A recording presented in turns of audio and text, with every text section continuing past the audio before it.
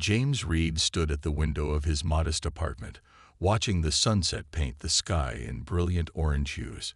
20 years of teaching combat skills to special forces had earned him respect, but nothing could have prepared him for the message that arrived that morning. The holographic notification blinked insistently on his coffee table.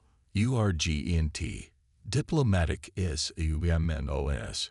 TOP priority. He had read it at least 10 times since it arrived.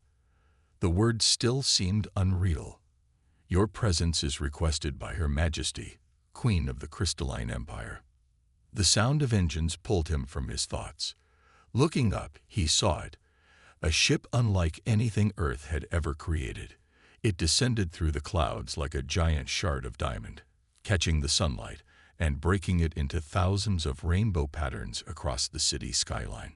The crystalline vessel hummed rather than roared, its living crystal structure adapting and flowing as it moved through the air. 3 hours later, James found himself in a high-security meeting room at the United Earth Government headquarters. The wall screen showed nervous officials from every major nation, all watching as 2 crystalline diplomats entered the room. They were beautiful and terrifying at the same time. Their bodies seemed to be made of living crystal, transparent in some places, opaque in others. Light moved through them like thoughts made visible. The taller one stepped forward, his form shifting from blue to green as he spoke. "We bring greetings from Her Majesty." The diplomat's voice rang like crystal chimes. "We have observed your species for some time, particularly your warrior arts. Your James Reed is known to us as a master of teaching these skills." James sat straighter in his chair. The diplomat's crystal form pulsed with soft light as he continued. "Our crown princess faces a unique challenge. Her Majesty believes that human combat training might be the solution. We request Mr. Reed's services as an instructor at the Crystal Palace." The room erupted in whispers. James leaned forward. "Why me? And why human combat training?" The second diplomat, her form tinted rose, answered, "Our species values harmony and peace. We have not needed warriors for 10,000 years. But recent events have shown us that perhaps we have grown too soft." Her form darkened slightly. There was an attempt on the princess's life. While she survived physically, her spirit, her inner light, it dims. The queen believes that learning your human warrior arts might reignite her daughter's spirit. The UEG president's voice came through the speakers. "This could be an unprecedented opportunity for human crystalline relations. Mr. Reed, would you be willing to accept this assignment?" James looked at the diplomats. Their crystalline forms rippled with anxious colors. He thought about all his years of teaching, how he had helped broken soldiers find their strength again. Maybe that experience could help a princess from the stars. "I have questions," he said. "Will I be able to use my regular training methods? Some of them might seem primitive to your people." The taller diplomat's form brightened. "Her Majesty gives you full authority to teach as you see fit, within safety limits. We understand that human methods may seem unusual to our people. That is precisely why the Queen chose you." James stood up, his decision made. "Then I accept." The diplomat's forms glowed with bright, warm colors. "Excellent. We depart in 3 hours. Pack lightly. We will provide all you need." As James left the meeting room, his mind raced with possibilities. He had trained soldiers, agents, and warriors, but an alien princess. This would be different from anything he'd ever done. Looking out a window, he could see the crystalline ship waiting, its surface catching the last rays of sunset. Somewhere up there, among the stars, a queen was waiting for him to help her daughter. A queen who believed that humanity's so-called primitive ways might hold the key to saving her child's spirit. James smiled. It was time to show the galaxy what humanity's warrior spirit was really about. The journey to Prism Prime took 3 days, but James Reed barely noticed the time pass. The crystalline ship's interior was a marvel that kept changing around him. Corridors formed as he walked, and rooms appeared when needed. His quarters seemed to glow with soft, comforting light when he was tired and brightened when he was alert. On the final day, one of the diplomats, whom he now knew as guide, came to prepare him. The Crystal Palace can be overwhelming for first-time visitors. Guide's form shimmered with gentle blues. And please remember, when meeting the Queen, let her speak first. James nodded, but nothing could have truly prepared him for what came next.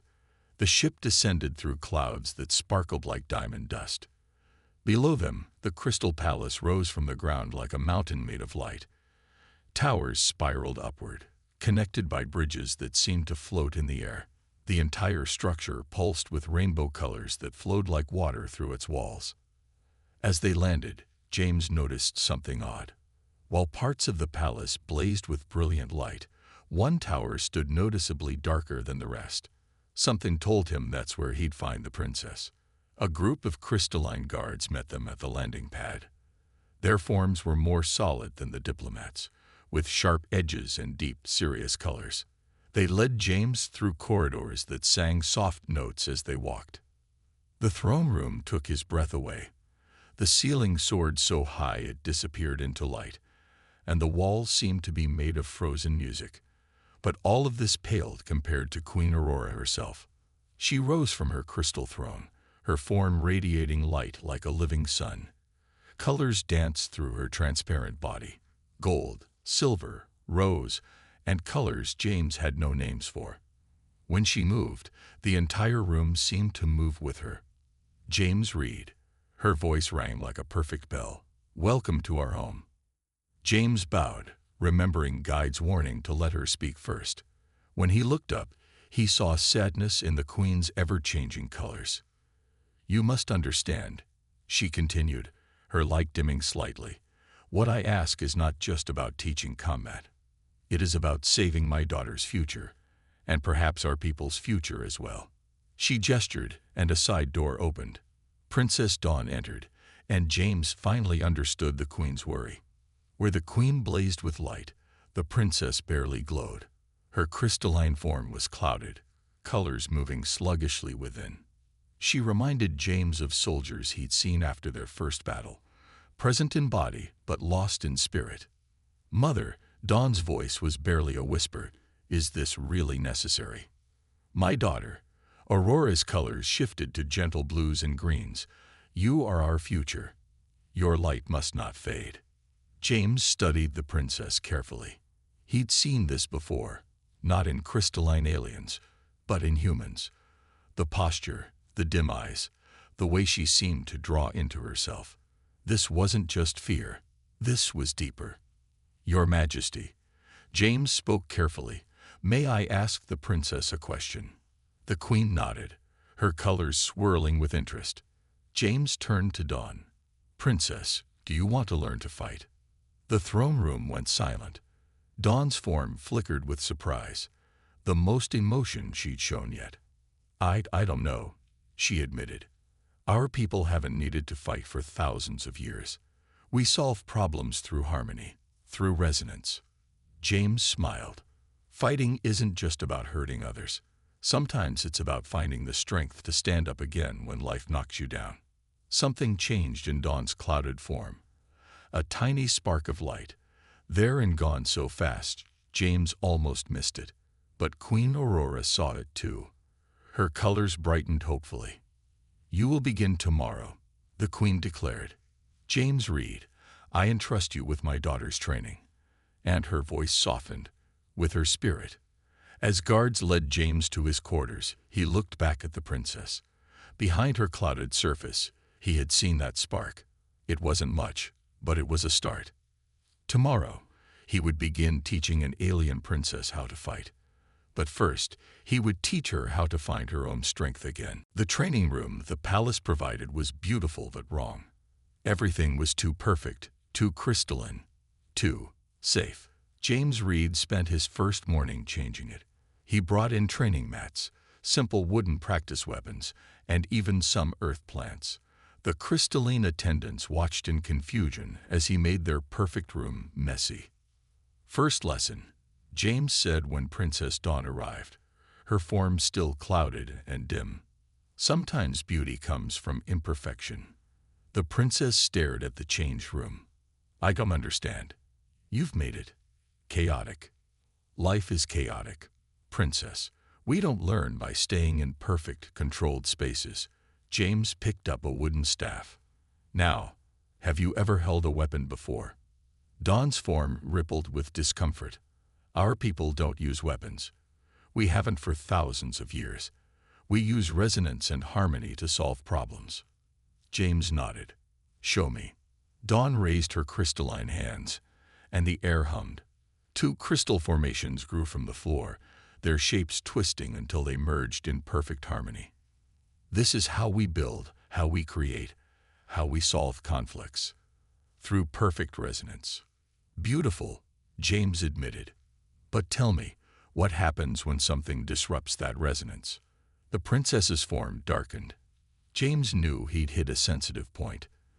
The assassination attempt had disrupted her perfect world, and she hadn't recovered. Let me show you something, James said. He began moving through a basic kata, the wooden staff flowing around him. It wasn't fancy or powerful, but it was smooth, controlled, and peaceful. Dawn's colors shifted slightly, the first sign of interest she'd shown. That's not violent. No, James smiled. This is what humans call a kata, a dance of movements that teaches balance, control, and inner peace. Combat isn't just about fighting. It's about understanding yourself. He held out the staff to her. Dawn hesitated, then took it. Her crystalline hands gripped it awkwardly. I feel foolish, she said. Everyone does at first. Even your mother probably looked foolish when she first learned to use her powers. A tiny spark of light flickered in Dawn's form, a flash of amusement at the thought of her perfect mother being imperfect. James guided her through the simplest movements. At first, she was stiff and uncertain, but slowly, very slowly, she began to find a rhythm. Your people use resonance, James said as they practiced. Well, this is human resonance. Feel how the movement flows from one position to the next. That's not so different from your crystal harmonies. Dawn stopped, considering this. I never thought of it that way. Suddenly, the staff slipped from her hands, clattering on the floor. Her form dimmed immediately. I'm sorry, I'm not good at this. Good, James said. She looked at him in surprise. Good. Yes, failing means you're trying something new, something challenging. When was the last time you allowed yourself to fail, Princess? Dawn's colors swirled thoughtfully. We were not supposed to fail. We're supposed to find the perfect resonance, the perfect harmony. And that's exactly your problem. James picked up the staff. You're so afraid of being imperfect that you've stopped trying to grow.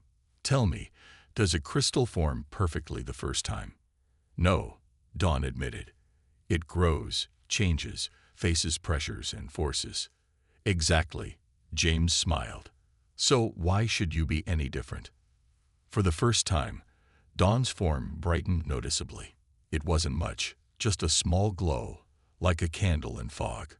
But it was real, and it stayed. They spent the rest of the morning practicing basic movements. Dawn dropped the staff 17 times. She lost her balance 12 times. She made countless mistakes. But by the end of the session, something had changed. The princess stood straighter. Her movements, while still uncertain, had purpose. And most importantly, that small glow remained. As she left, she turned back to James. Tomorrow, could you teach me more about this human resonance? James nodded, hiding his smile. The first crack had appeared in her shell of perfect harmony. Now light could begin to shine through. A week into training, James noticed something odd about the Crystal Palace. During Dawn's practice sessions, certain areas of the walls would darken, as if someone was watching. At first, he dismissed it, but his years of combat training had taught him to trust his instincts. Today, as Dawn moved through her kata with growing confidence, James watched the shadows in the corners. There, a flicker of movement, a deliberate dimming of crystal. Princess, he said casually, tell me about the day of the assassination attempt. Dawn's form clouded instantly, her movements faltering. I don't want to talk about that. The person who attacked you, James continued, watching the dark spot in the wall grow larger. They knew exactly where to find you, didn't they? The princess stopped moving entirely. How did you know that? Because right now, someone is watching us through the palace walls. Someone who knows how to dim the crystal to hide themselves. James picked up a practice sword. And I'm betting they could do that only if they worked in the palace. Dawn's form pulsed with fear, but James noticed something else. A tiny core of anger beginning to glow deep within her crystalline body. It was during my morning meditation, she said quietly. Only the royal family and high council members knew where I meditate. The attacker, they didn't try to kill me. They tried to shatter my core resonance. If they had succeeded, you would have lost your ability to control crystal forever, James finished. He had been researching crystalline biology. A shattered core resonance was worse than death for their species. The dark spot in the wall vanished. James made a mental note of its location. Since then, Dawn continued, her voice stronger. I've been afraid, not just of another attack, but of my own weakness. I failed to defend myself. I failed to maintain harmony. James placed a hand on her crystalline shoulder. No, princess, you survived. There's a difference between keeping harmony and letting others hurt you. Tell me, why do you think your mother really asked me to train you? Dawn's colors swirled in thought. I assumed because humans know how to fight. Look deeper. Your mother is wise. She rules an empire. Why choose a human teacher when she could have found a crystalline combat instructor? The princess was quiet for a long moment. Then her form brightened with sudden understanding. Because humans know what it's like to be afraid, to face threats, to survive. Exactly. James smiled. Your people have lived in harmony so long, you've forgotten something important. Sometimes harmony must be protected. Sometimes peace must be defended. As if responding to her realization, Dawn's crystalline form began to glow brighter. The attacker. They wanted me to lose faith in myself, to believe I was too weak to rule. And are you? For the first time since he'd met her, Dawn's form flashed with real anger, bright and powerful. No, I am not weak. I am changing, growing, learning, like a crystal under pressure. The walls of the training room resonated with her words, singing a clear, strong note. Several court members passing by stopped to stare. They had never seen the princess's power affect the palace this way. James nodded approvingly. Good. Remember this feeling. The anger isn't your enemy. Fear of the anger is. A blade can be used to hurt or to protect. The same is true of your emotions. As they finished practice, James noticed Dawn looking thoughtfully at the walls. They'll try again, won't they? She asked quietly. Probably. But this time you'll be ready. Not just with physical defense, but with the strength to stand your ground. Dawn's form straightened, colors flowing more confidently. Tomorrow, can you teach me more about using emotion as strength? Our people always taught that emotions disturb harmony, but maybe some disturbance is necessary for growth. James watched her leave, noting how her light now cast shadows of its own.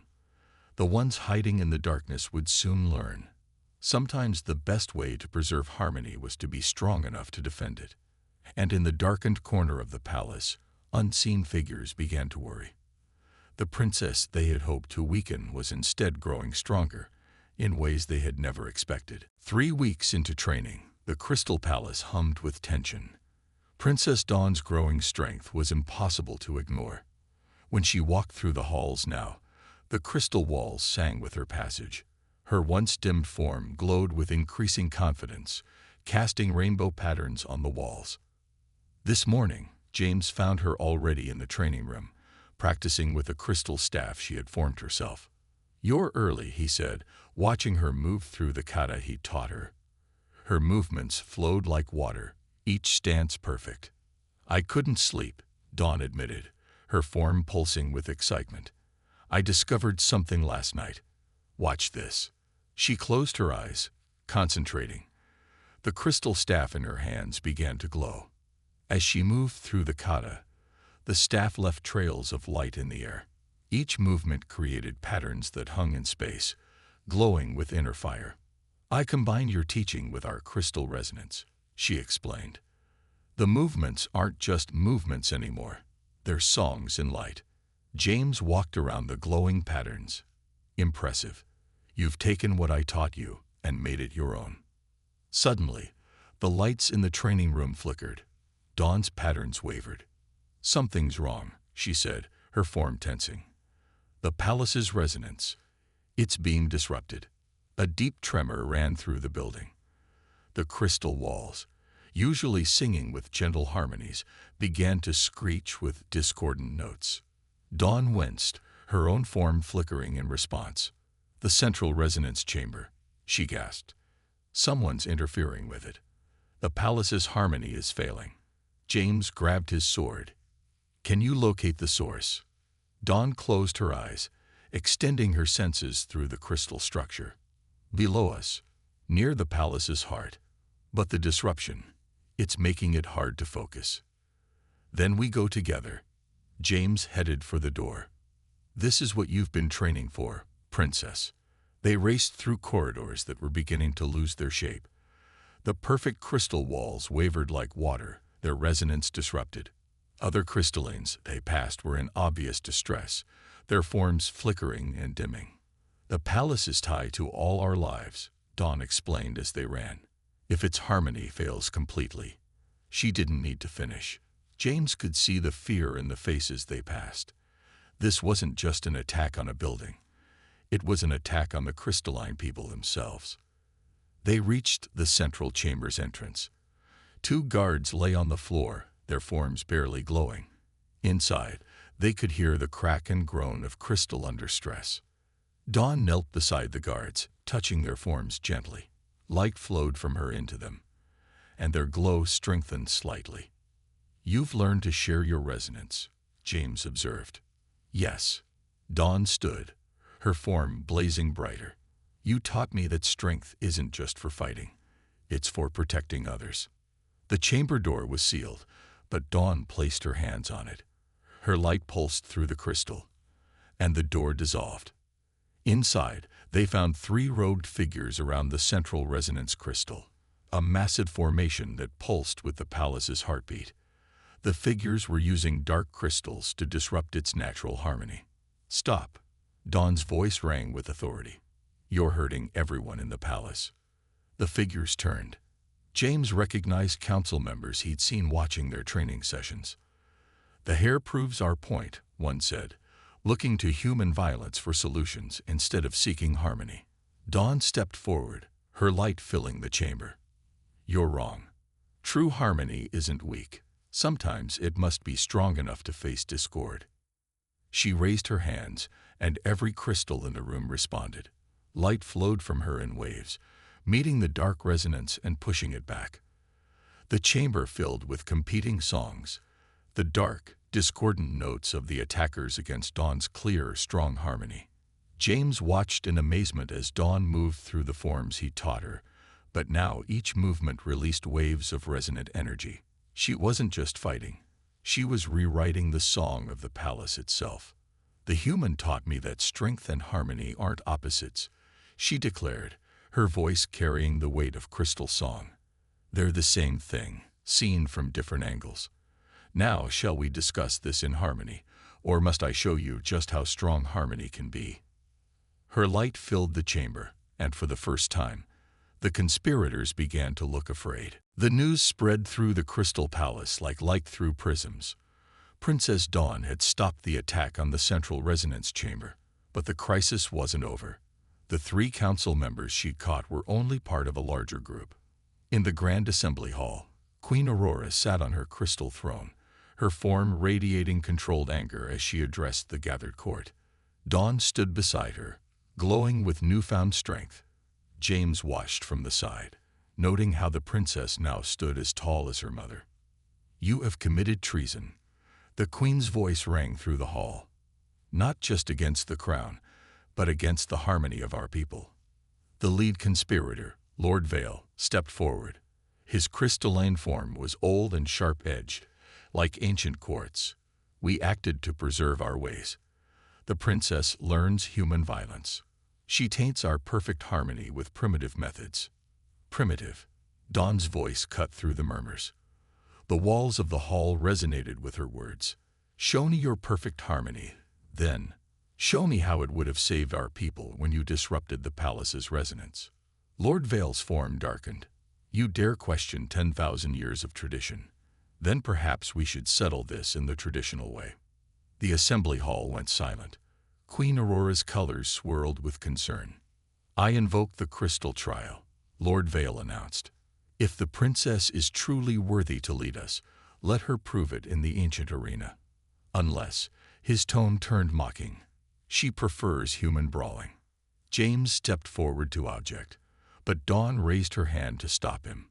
I accept, she said, her voice clear and strong. But with one condition. When I win, all those who plotted against the crown must face justice, not just the 3 we caught. Lord Vale's form flickered with surprise at her confidence, and when you lose, you will renounce the human teachings and submit to proper guidance from the council. The queen stood.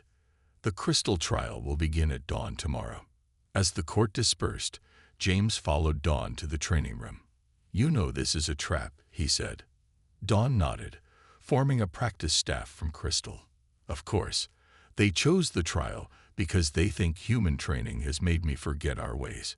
She spun the staff, leaving trails of light. They don't understand what you really taught me. And what's that? That true strength comes from growth, not stagnation. Her form blazed brighter. Our people stopped growing, James. We became so focused on maintaining perfect harmony that we forgot how to adapt, how to face challenges. Through the night, Dawn practiced.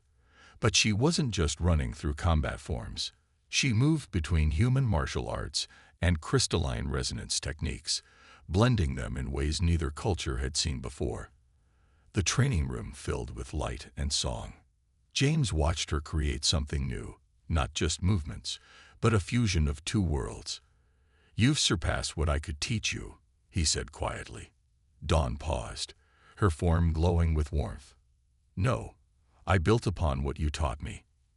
You showed me that strength isn't about power, it's about growth, adaptation, and the courage to change. Morning came too quickly.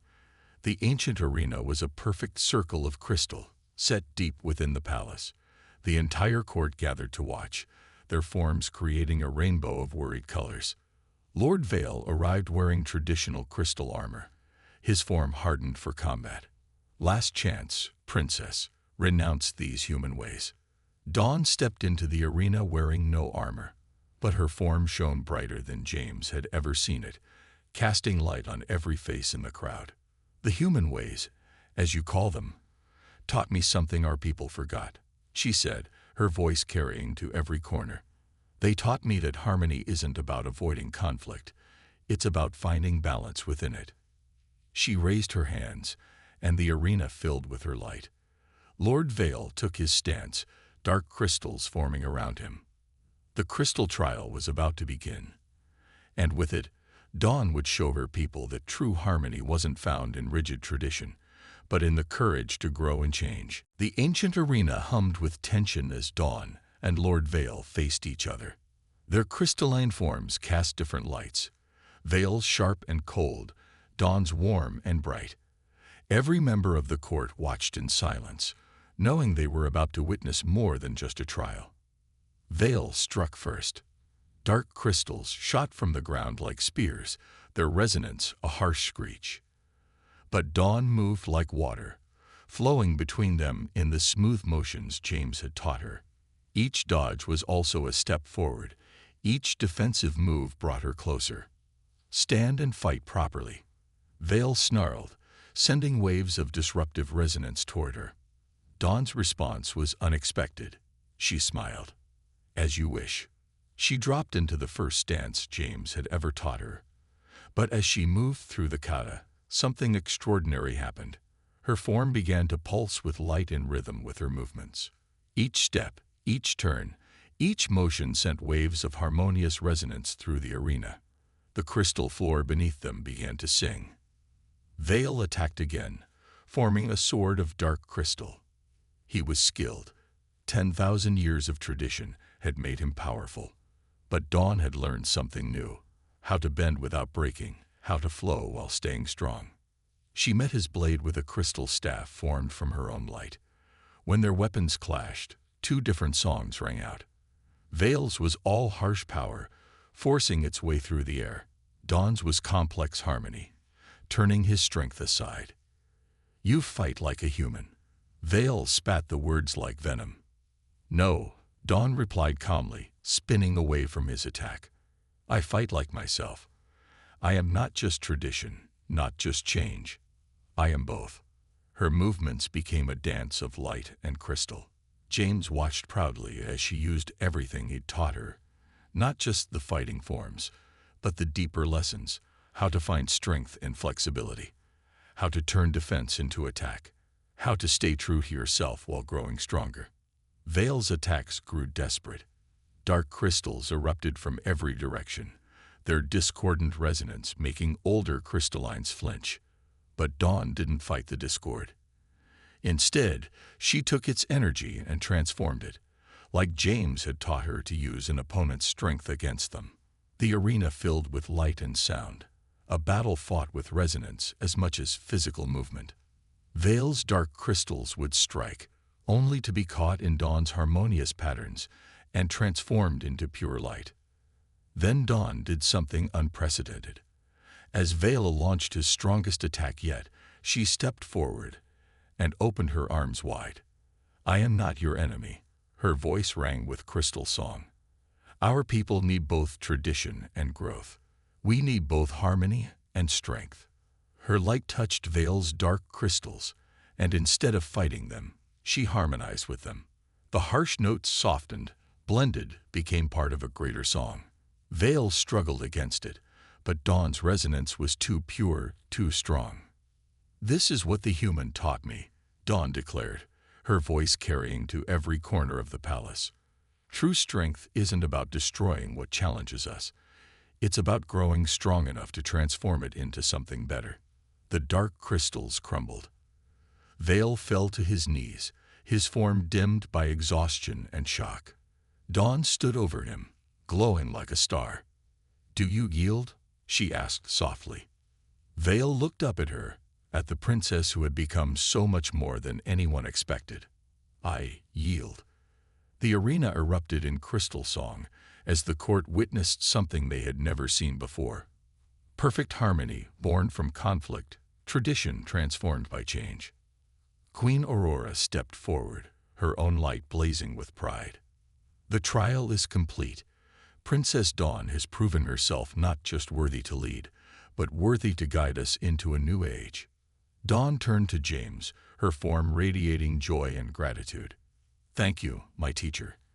You came to ignite my spirit, but you've helped ignite something greater, a new understanding for all our people." James bowed, smiling. "You did that yourself, Princess. I just reminded you how to shine." And shine she did, brighter than any star, lighting the way forward for her people. In her light, human strength and crystalline harmony had become one, creating something entirely new and wonderful.